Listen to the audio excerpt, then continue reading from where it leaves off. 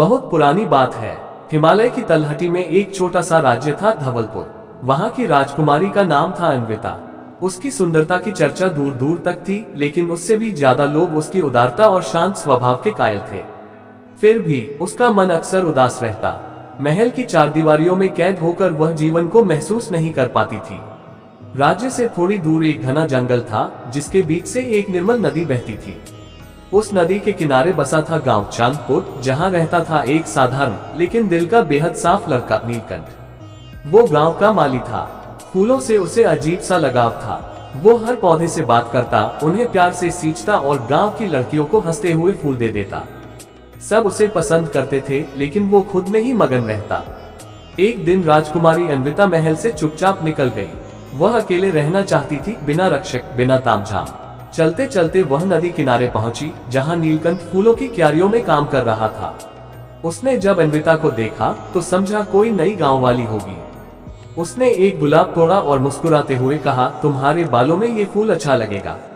अन्विता पहली बार बिना पहचान के किसी की मुस्कुराहट में खुद को खोती महसूस कर रही थी। उस दिन के बाद वो बार बार आने लगी, कभी फूलों के बहाने, कभी नदी के बहाने। नीलकंठ ने उसमें कुछ अलग देखा, मगर कभी पूछा नहीं। बस हर बार उसके आने पर नई कहानी सुनाता, नया फूल देता। एक दिन बारिश में भीगते हुए अन्विता ने पूछ लिया, अगर मैं राजकुमारी होती तो क्या तुम मुझसे ऐसे ही मिलते? नीलकंठ ने उसकी आंखों में देखा और बोला, अगर दिल सच्चा हो तो नाम और ओहदे मायने नहीं रखते। अन्विता मुस्कुराई और बोली, मैं सच में राजकुमारी हूँ। कुछ पल की चुप्पी के बाद नीलकंठ ने गहरी सांस ली और कहा, तो फिर अब फैसला तुम्हारा है। मैं तो वही हूँ, एक मालिक जो सिर्फ प्यार करना जानता है। राजकुमारी लौट गई, मगर उसका मन अब महल में नहीं लगता था। वह जानती थी कि नीलकंठ में जो अपनापन है वो किसी तक पर नहीं मिलेगा। राजा को जब ये सब पता चला तो पहले नाराज हुए, पर अन्विता ने कहा, जिससे प्यार करती हूँ वो फूलों से बात करता है, झूठ से नहीं। राजा चुप हो गए। कुछ दिनों बाद उन्होंने नीलकंठ को महल बुलवाया। उससे बातचीत की।